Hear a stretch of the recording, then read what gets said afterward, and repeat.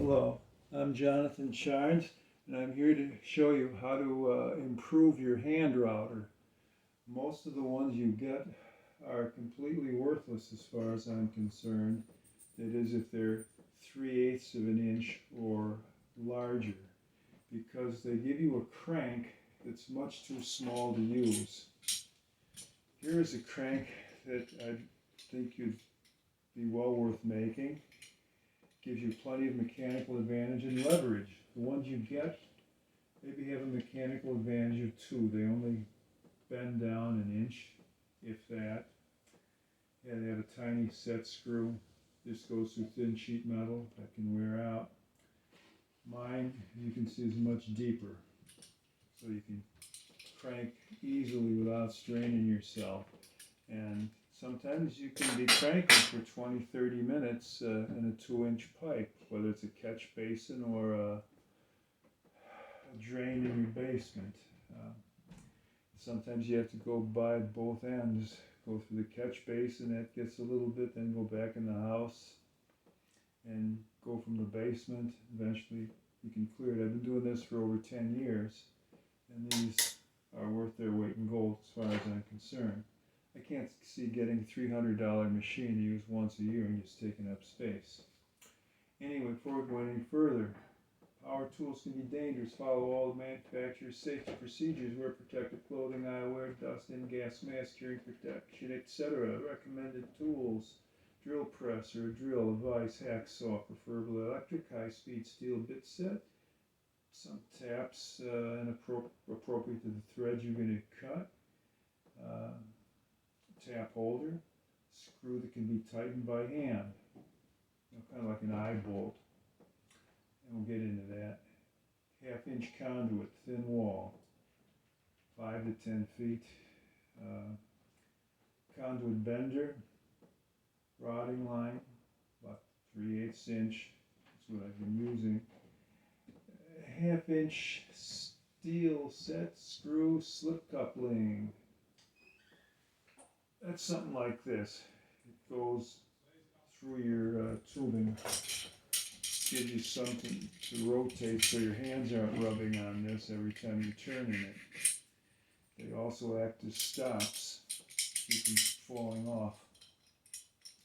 I can use other couplings that I cut in half, and that also acts as a stop. You can even get by without these. Anyway, I get about 10 of these. Put a hole in this here, as you can see, and then this screw gets tightened, and that stops the rotor, that locks the rotor in place while you crank. But this is just thin sheet metal. It'll probably wear out after using it once or twice. The threads just won't hold. What you really want to do is get a grounding clamp. Drill through the grounding clamp, thread it, and then put an eye bolt through it like this. And that will last for years. Much more user-friendly. Anyway, let me see what else we need. Dremel tool's nice for cutting. You have it. Channel lock pliers, screwdrivers, metal file. I just said a grounding clamp. Okay. So let's take a look at how you're going to do this. If you're routing in a catch basin, you need what's called a transition. In other words, you have to connect your routing line, which is maybe 10 feet long, to the drain. And EMT pipe, again, is just what the doctor ordered, 1/2-inch pipe. Put a little bend in it over here.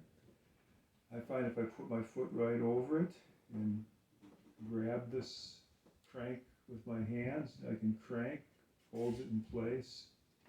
You have to stick it in, and the blockage is here. Sometimes you can clear the blockage by going through the catch basin, or again, sometimes you gotta go through the house, or both.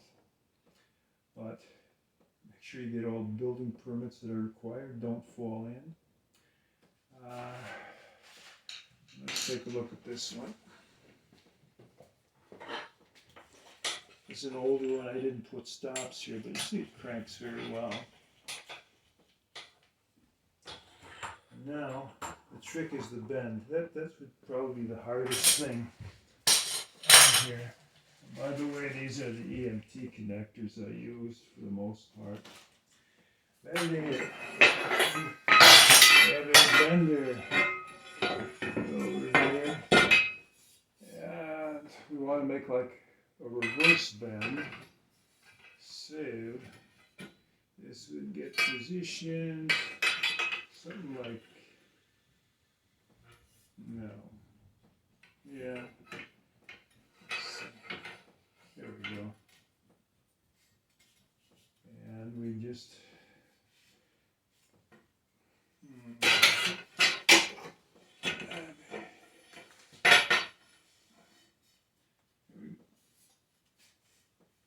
there we go.